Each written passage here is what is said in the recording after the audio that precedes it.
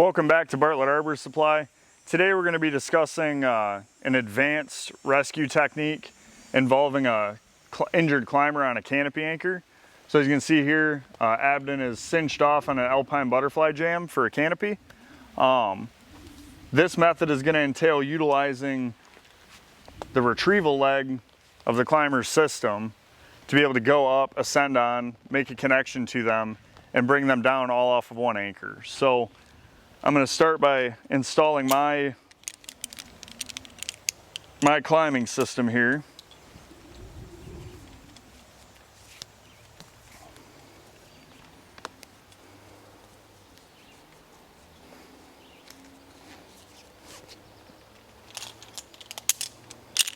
And the reason that I'm using a wrench system is because a lot of mechanical devices are only single person load rated.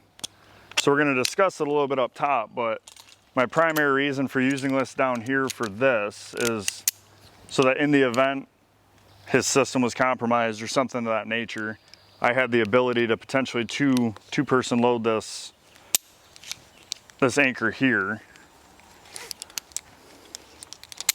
by adding supplemental frictions. All right, we'll do a quick load test here on our system. Make sure that that holds.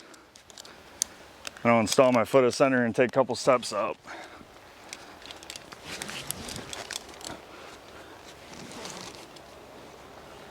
All right. So now that I'm at the injured climber, I notice that he has his foot ascender in place, still on the rope. The method I like to use to get that foot ascender free is by putting the bottom of the boot on my thigh, unlocking it, and that gives me both hands free, but I can still lift the leg.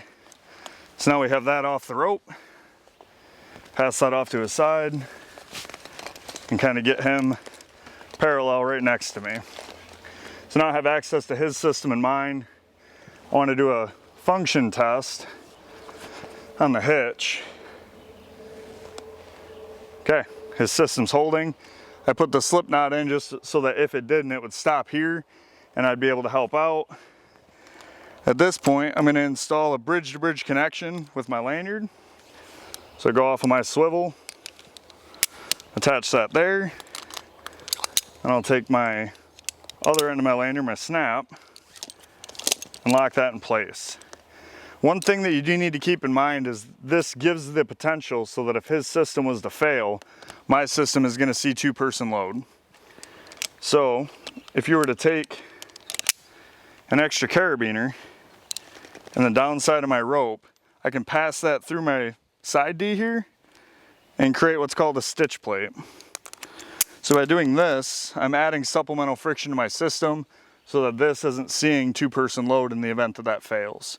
It's a little bit cumbersome coming down, but gives me the ability to make the rescue and save this person potentially, all off of one climbing system. So now at this point, I'll do my ABCs. I'll check him, pulse, check for any spinal injuries, things like that. Now that we've made our connection, his system's functioning well.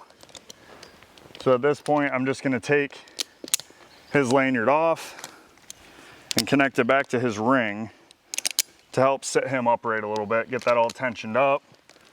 And now if I lose control, he's not falling upside down. He was gracious enough to sit up a little bit for me, so that was helpful. But at this point, we're connected and we're good to go.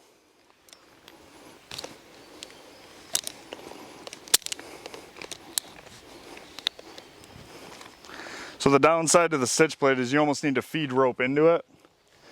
So as you can see it, as it's coming down, it does add a little bit too much on this system. It almost looks like Abden's could have used a little more. So now they're on the ground.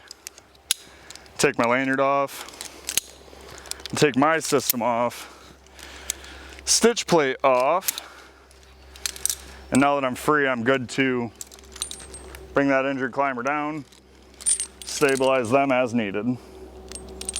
Thank you for watching. Make sure to like, subscribe, check us out on TikTok, Facebook, Instagram, bartlettman.com. Have a good day.